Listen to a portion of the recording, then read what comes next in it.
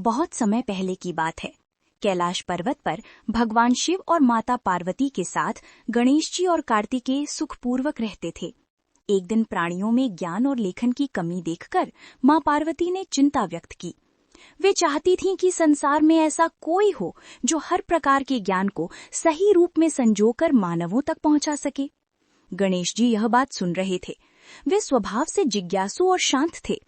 उन्होंने माता से कहा, मां, यदि आप अनुमति दें तो मैं ज्ञान के मार्ग को सरल बनाने का प्रयास कर सकता हूं।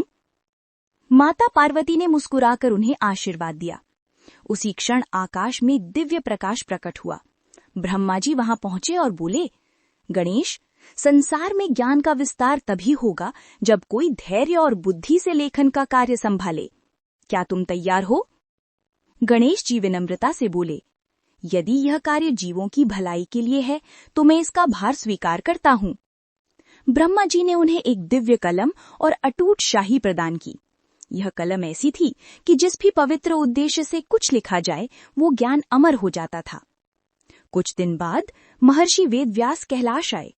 उन्होंने गणेश जी से कहा, मैं महाभारत का ज्ञान लिपिबद्ध कराना चाहता हूं, परंतु यह कार्य अत्यंत कठिन है।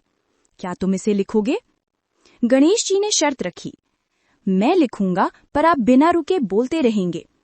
वेदव्यास जी ने भी अपनी शर्त रखी, और तुम्हें तब तक लिखना होगा जब तक तुम हर श्लोक का अर्थ पूरी तरह समझ न लो। दोनों ने सहमति दी और इस प्रकार एक महान कार्य प्रारंभ हुआ। गणेश जी अद्भुत गति से लिखते रहे। कलम चमकती, शाही प्रवाहित होती और पर्वत की चोटी ज्ञान के प्रकाश से भर गई। जब भी कोई कठिन श्लोक आता, गणेश जी रुककर गहराई से उसका अर्थ समझते। वेदव्यास जी उस बीच अगला श्लोक मन में रच लेते। कई दिन बीत गए, पर न गणेश जी थके और न वेदव्यास जी रुके। देवता आश्चर्यचकित हो रहे थे कि यह कार्य कितनी पूर्णता से चल रहा है। धीरे धीरे पूरी महाभारत का लेखन पूरा हुआ और ये संसार की सबसे महान ग्रंथों में से एक बन गया। कार्य समाप्त होने पर दिव्य प्रकाश पुनः प्रकट हुआ।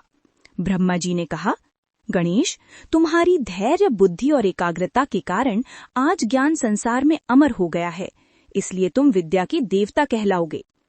माता पार्वती ने गणेश जी को हृदय से लगाया और कहा, जो भी विद्यार्थी सच्चे मन से तुम्हें स्मरण करेगा, उसके ज्ञान के मार्ग में कोई बाधा नहीं आएगी। उस दिन से गणेश जी केवल विघ्नहर्ता ही नहीं, बल्कि लेखन, बुद्धि और अध्ययन के देवता भी कहलाए। यही कारण है कि हर शुभ कार्य की शुरुआत उनके नाम से होती है। श्री गणेशाय नमः।